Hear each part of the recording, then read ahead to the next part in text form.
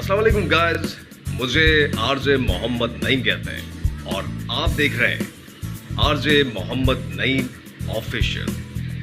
Sunday का दिन हो और कोई तफरी ना हो, ऐसा हो नहीं सकता। संडे वाले दिन जो फैमिलीज हैं, इंडिविजुअल्स हैं, वो मुख्तलिफ तरह की प्लेसेस में जाते हैं, तफरी गाहों में जाते हैं। मेरे हिसाब से संडे में हैंग आउट करने के लिए जो बेस्ट प्लेस होती है वो या तो साहिल समंदर होता है, या अगर आप रात में निकलते हैं तो रेस्टोरेंट्स होते हैं, या फिर एक बहुत अच्छी जगह है जो सरप्राइजिंग है। अगर मैंने इस वक्त बता दिया तो फिर वो सारा का सारा जो मज़ा है वो किरकिरा हो जाएगा। तो इस सिलसिले में मुख्तलिफ व्लॉग्स में मैंने आपको मुख्तलिफ प्लेसेस का, कभी ख़रीदारी करते हुए, कभी साहिल समंदर का विज़िट करते हुए, कभी किसी जगह पे तो कभी किसी जगह पे, लेकिन आज जो है वो बड़ी सरप्राइजिंग सी जगह है। और लेट्स चेक कि उस जगह हमें क्या दिखता है और लोग वहाँ पे किस तरह से हैंग आउट करते हैं, किस तरह से घूमते हैं, फिरते हैं। Let's check. तो फिर हम चलते हैं और रास्ते में मुख्तलिफ मनाजिर आपको दिखाते हुए चलेंगे, ताकि वो लोग जो कि फैमिली रिस्ट्रिक्शन की वजह से किसी वजह से बाहर नहीं निकल सकते, तो उन्हें भी थोड़ा सा चिल आउट करने का मौका मिलेगा। तो लेट्स चेक।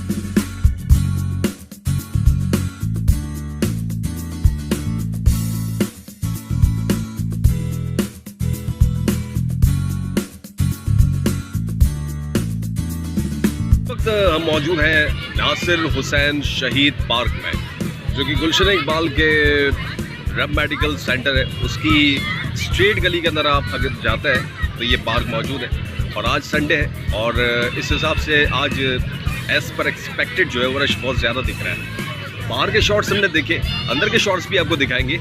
अमूमी तौर पे यहाँ पर रश ज़रा से जब मैं आया हूँ यहाँ पे कम होता है, लेकिन आज जो है वो रश कुछ ज़्यादा ही है। तो लेट्स चेक यहाँ के कुछ मुख्तलिफ चीज़ें, जिसके अंदर परिंदे हैं, मंकीज़ हैं, तमाम चीज़ें जो है वो आपको यहाँ पर दिखाई देंगी। और भी बहुत कुछ तफरीहात हैं। आगे हम देखते हैं कि मेरे ख्याल लास्ट टाइम जब मैं आया था यहाँ पे तो जंपिंग कासल और बच्चों के लिए बहुत सारी तफरीहात थी। अब है या नहीं मुझे नहीं पता ड्यू टू कोविड, लेकिन हम आगे जाके एक्सप्लोर करते हैं कि आगे है या नहीं है। फिलहाल हम इस पार्क के कुछ नज़ारे आपको दिखाते हैं और उसके बाद मज़ीद फिर आपसे बात करते हैं।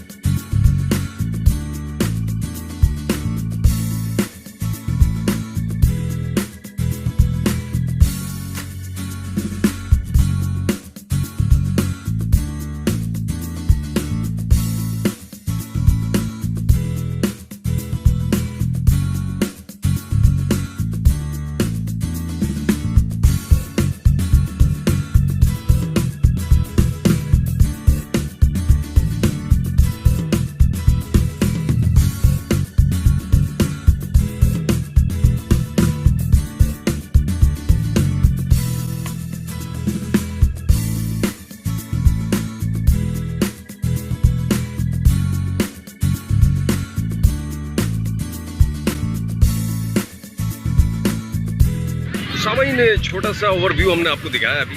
और इस पार्क में जो है वो जैसे जैसे अंधेरा बढ़ता चला जा रहा है, लेकिन एक्सपेक्टेड ये था कि रश जो है वो कम होगा, लेकिन बजाय कम होने के रश और ज़्यादा बढ़ता चला जा रहा है। खैर, आज का ये दिन बहुत अच्छा गुजरा और तकरीबन कमोबेश हमने पार्क में 2 से ढाई घंटे का टाइम स्पेंड किया, एंजॉय किया, मुख्तलिफ़ किस्म की आपको चीज़ें दिखाई, वो एंजॉय की। और साथ में बाग का जो दिलफरेब नज़ारा है वो इटसेल्फ अपनी एक मिसाल आप है, जिसको देखकर हम सभी ने बहुत ज़्यादा एंजॉय किया। अब चूँकि घूमने आए हैं तो वापसी में हमने वोटिंग की है कि कुछ रेस्टोरेंट्स जो हैं वो हम ट्राई करें, लेकिन 3 रेस्टोरेंट्स थे। एक तो जमशेद रोड के इलाके में यामीन टिक्का बहुत मशहूर है, एक वोट हमने वहाँ उस पर डाले। दूसरा एक और रेस्टोरेंट है बोबी चिक्का, उसका हमने ट्राई करने का सोचा। और तीसरा जो है वो स्टूडेंट बिरयानी विद टिक्का, ये हमने ट्राई करने का सोचा है। लेट्स सी, जिस पर ज़्यादा वोट आते तो उस रेस्टोरेंट को हम ट्राई करेंगे। और फिलहाल यहाँ से हम निकल रहे हैं और उस रेस्टोरेंट की तरफ जिसके ज़्यादा वोटिंग्स है वहाँ पर चलते हैं। आइए उस रेस्टोरेंट में चलते हैं। फाइनली हम जो है वो स्टूडेंट बिरयानी आ चुके हैं, जैसे कि आप देख रहे हैं स्टूडेंट बिरयानी। क्योंकि वोटिंग इसके ज़्यादा थे इसलिए हमें जो है वो 4 स्टूडेंट बिरयानी खाना पड़ी, बल्कि आना पड़ा। और यहाँ की बिरयानी तो खैर एज़ यूजुअल है मशहूर, लेकिन कंसिस्टेंट अगर आप बिरयानी खाएं तो फिर कभी कभी कितनी कोई आपकी मनपसंद चीज़ हो, लेकिन वो फिर दिल उकता सा जाता है। लेकिन बहरहाल बिरयानी बिरयानी है और एक बिरयानी सब पे भारी। तो इसके साथ हमने कुछ और चीज़ें ऑर्डर की हैं, वो भी आपको दिखाते हैं और ट्राई करके भी देखते हैं। वैसे तो यहाँ का टेस्ट हमें पता है, लेकिन स्पेशली हम ट्राई करते हुए आपको दिखाते हैं कि आज बिरयानी का टेस्ट कैसा है।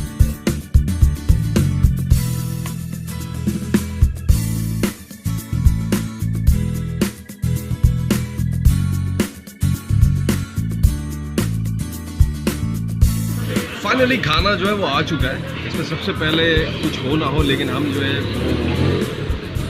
बिरयानी लास्ट में ट्राई करें।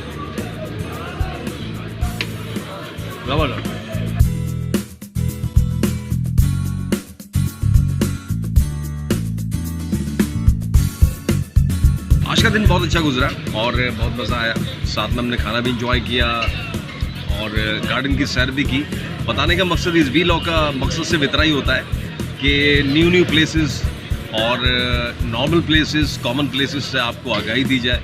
और संडे वाला दिन स्पेशली जो होता है वो एक हैपनिंग डे होता है। तो कोई ना कोई अपनी ज़िंदगी में कोई ना कोई ऐसी तफरीह रखिए, कोई ना कोई ऐसी इंजॉयमेंट रखिए कि ताकि उससे जो है वो आप मुस्तफ़ीज़ हो सके और ज़िंदगी में थोड़ी सी रमक आ सके। हम घर में बैठ के बहुत एग्जॉस्ट हो जाते हैं, लेकिन जब वक्त के साथ साथ थोड़ा सा तफरीह का जब मौका हमें मिलता है तो फिर यकीनी तौर पे हम अपने आप के अंदर ये अपनी एक इनर सेटिस्फैक्शन और ये जो तमाम चीज़ें जो है वो उसको फिर से रिवाइव करने में कामयाब हो जाते हैं। चलते चलते यही एक दुआ जो हमेशा देता हूँ कि मांगी उस ज़ात से जो किसी की मोहताज नहीं। इंशाल्लाह नेक्स्ट किसी और व्लॉग के साथ आपसे बात करेंगे, आपसे शेयर करेंगे। और अगर आप किसी ख़ास जगह, किसी ख़ास प्लेस की व्लॉगिंग देखना चाहते हैं तो मुझे नीचे दिए गए कमेंट्स में ज़रूर आकर कीजिएगा।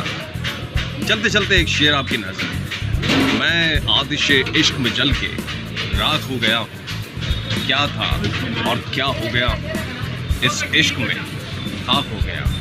अल्लाह हाफ़िज़।